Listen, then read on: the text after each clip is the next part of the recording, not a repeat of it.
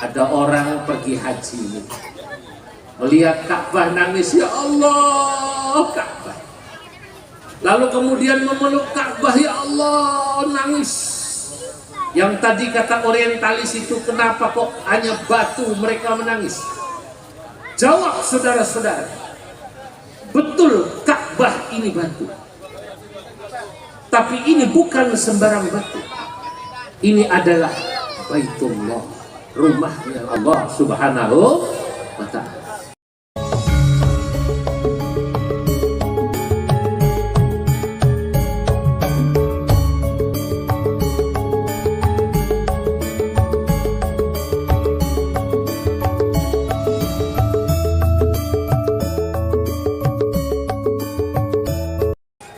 Kalau ada orang yang kemudian memeluk Ka'bah, pada hakikatnya dia rindu kepada Rabbul Ka'bah, Allah pemilik Ka'bah. Sama ketika ada orang yang ziarah ke makam Kanjeng Nabi, kalau yang bersangkutan hadirin kemudian di makam Kanjeng Nabi itu nangis, Assalamualaikum ya Rasulullah, lalu kemudian mencium atau memegang tembok Hujrah al-Mubarakah, sesungguhnya dia bukan sedang menyembah tembok niku, tapi sedang rindu, sedang menunjukkan rasa cintanya kepada orang yang ada di dalam tembok rumah itu, yakni Rasulullah Sallallahu Alaihi Wasallam. Lah sami Pak, panjenengan semua, kita semua yang malam hari ini atau di luar malam hari ini, kalau kita berziarah ke makam para aulia, ini sami. Ini dasarnya nopo? Cinta. Kenapa? Percaya. Karena kita percaya bahwa yang kita datangi itu adalah orang-orang yang memiliki kedekatan kepada Allah Subhanahu wa Ta'ala, sing pantes kalau kita semua mencintainya, karena yang bersangkutan dekat dengan Allah. Niki menjelaskan semacam ini, para hadirin, memang agak sulit kalau tidak didasari senang. Makanya saya mengamati kelebihan Wali Songo niku para rawuh, ya, ini sama seperti para aulia-aulia terlebih yang dulu-dulu. Lalu niku maos tulisanipun muridnya Al-Imam Abul Hasan Asyadili.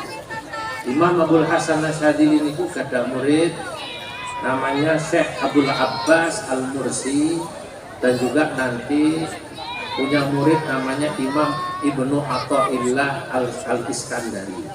Nah, itu menjelaskan tentang bagaimana niku Imam Syadili, pendiri Thariqah Syadiliyah niku, apa sebenarnya yang pertama kali diajarkan pada muridnya, inti daripada thariqahnya, kunci daripada thariqahnya Imam Abul Hasan Syadili niku, miftahu thariqatihi al-hubbu.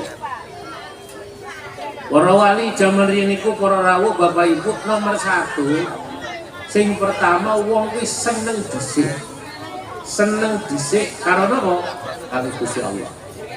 Atau seneng dulu dengan hal-hal yang berkaitan dengan agama. Nah, sama dengan para wali songo. Kalau kita lihat, para wali songo itu dulu termasuk Mbah Sunan Bonang. Kita tahu beliau dakwahnya dengan kesenian.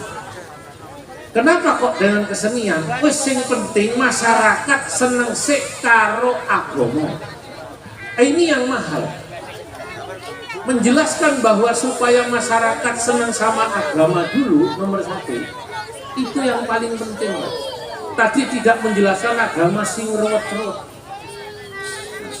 Makanya kalau kita mau mempelajari kenapa kok dakwah para wali, kenapa dakwah para ulama-ulama pesantren, kenapa dakwah ya para habaib ulama pesantren, terutama ulama-ulama NU. Kalau kita lihat nih, NU kok disenangi di seluruh Indonesia.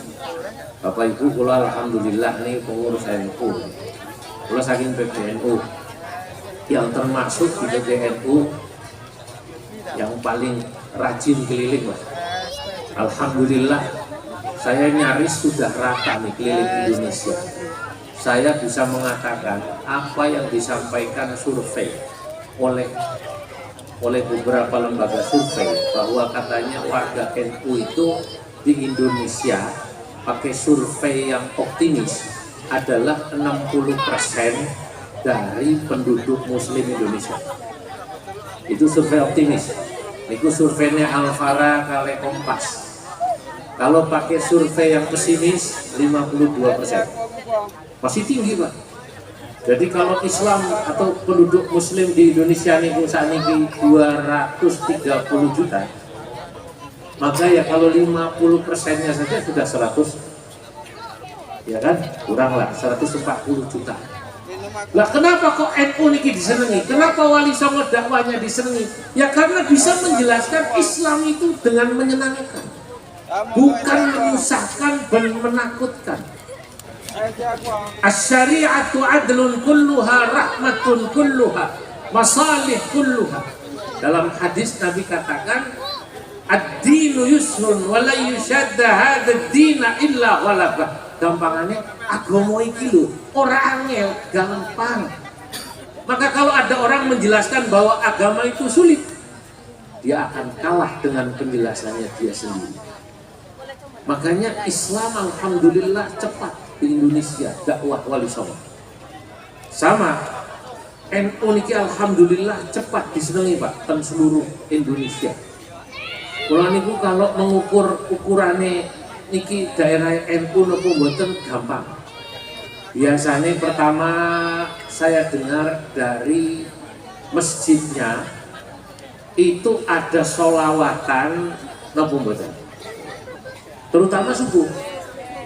Dan subuhan kalau dengarkan ada tarhim. Saya tidak tahu di Masjid Sunan Bonang ini ada tarhim apa betul? Assalatu wassalamu alaik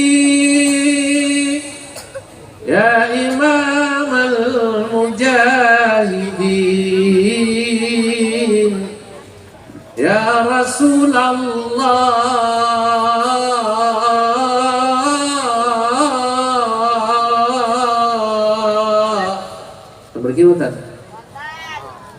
Dan begini namanya apa? Tarhim. Sebenarnya ini nama aslinya salawat nida, Pak. Salawat nida itu salawat panggilan. Ditulis oleh seorang qori Mesir, munsyid Mesir, namanya Syekh Mahmud Al-Qushairi. Ini cerita Isra Mi'raj. Nah, kalau biasanya nek wonten masjid kata niki mau subuh, ya man asra bikal muhaiminu lailan niltawal anamu niyam. Oh iya betul. Nek Masjid Muhammadiyah, ini saya mau cerita Masjid Persis, masjid selain NU jujur tidak ada. Sing wong asli ini malah kadang-kadang pensiunan TNI, PNS, kata dulu, Pak. Selawatannya selawatan PNS, tapi yang pensiunan. Sanajan urip duit pas-pasan, sing penting atine kebaiman, iki nasibe wong pensiunan, uripe ayam dununge aman ya Rasul salamun ya Rafi ni wadah